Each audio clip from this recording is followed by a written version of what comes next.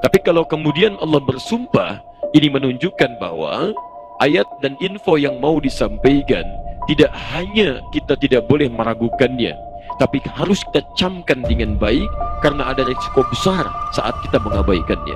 Kalau disebutkan insan, itu artinya menunjuk pada setiap manusia dengan seluruh totalitas aktivitasnya, seluruh totalitas fungsi kehidupannya. Seakan-akan kalau disebutkan insan, hei manusia, dengan semua aktivitas yang kamu kerjakan, baikkah, tidak baikkah, ibadahkah, muamalahkah, semua yang kau kerjakan, dari bangun tidur sampai tidur lagi. Ada orang yang diberi kesempatan untuk beraktivitas, tapi dia rugi. Kenapa? Karena tidak memaksimalkan setiap waktu yang diberikan oleh Allah Subhanahu wa Ta'ala.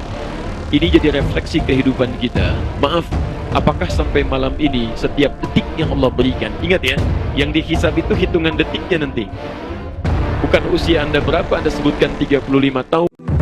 هل نحن نظراؤكم لا إله إلا الله محمد رسول الله.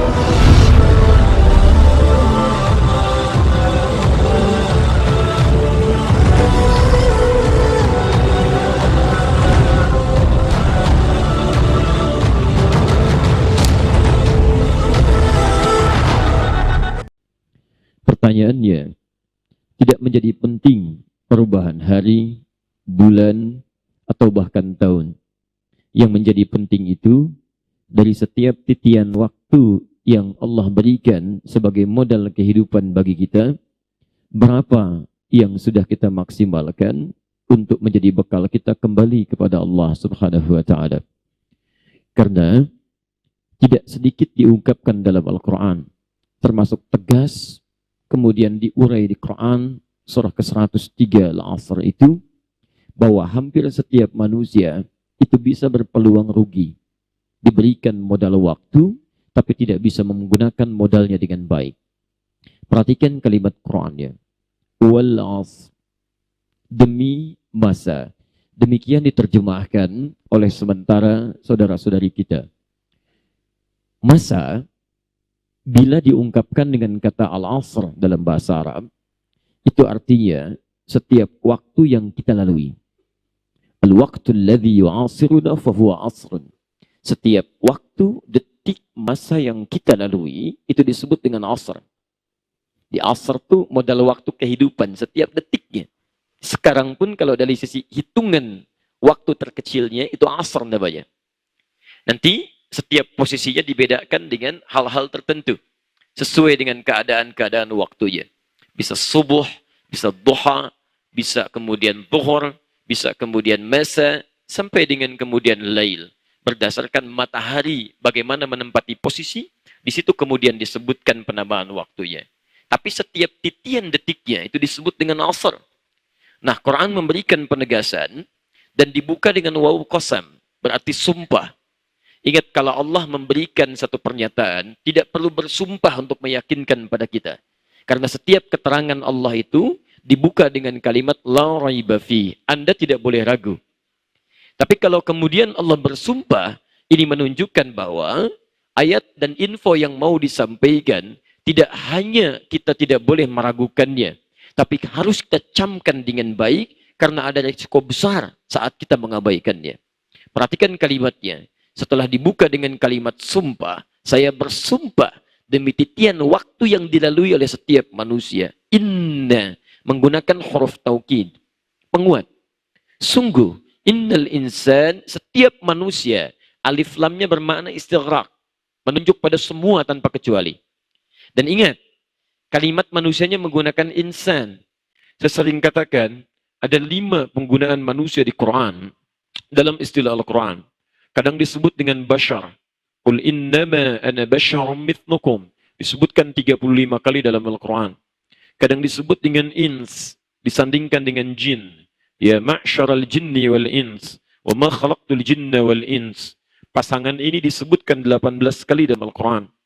Kadang disebut misal dengan Bani Adam, menunjuk pada asal mula keturunannya. Ya Bani Adam khudhu zinatakum 'inda kulli masjid. 7 kali disebutkan di Quran di 7 ayat berbeda. Kadang disebut dengan An-Nas, An-Nas. Surah paling favorit. Qul a'udzu birabbin nas. 241 kali disebutkan di Quran. Tapi di sini tidak disebutkan bashar, bukan ins, tidak juga Bani Adam, lain pula an-nas, tapi al-insan, al-insan. Baik, disebutkan 65 kali dalam Al-Quran, di 63 ayat berbeda, di 43 surah yang tidak sama. Kalau disebutkan insan, itu artinya menunjuk pada setiap manusia dengan seluruh totalitas aktivitasnya. Seluruh totalitas fungsi kehidupannya. Seakan-akan kalau disebutkan insan, hei manusia, dengan semua aktivitas yang kamu kerjakan. Baikkah, tidak baikkah, ibadahkah, muamalahkah, semua yang engkau kerjakan. Dari bangun tidur sampai tidur lagi. Ada orang yang diberi kesempatan untuk beraktivitas, tapi dia rugi. Rugi. Kenapa? Karena tidak memaksimalkan setiap waktu yang diberikan oleh Allah Subhanahu wa Ta'ala. Nah, teman-teman sekalian, di antara sekian orang rugi itu, ada orang yang beruntung. Ya illal ladzina amanu wa amilus salihat wa tawasaw bil haqq wa tawasaw bis sabr.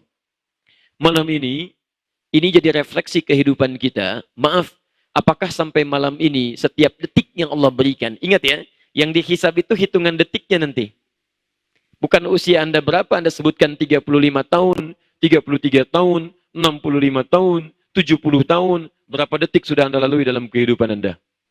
Dan yang dihisab oleh Allah bukan amalan besarnya sekaligus, tidak. Tapi setiap yang kecil-kecilnya.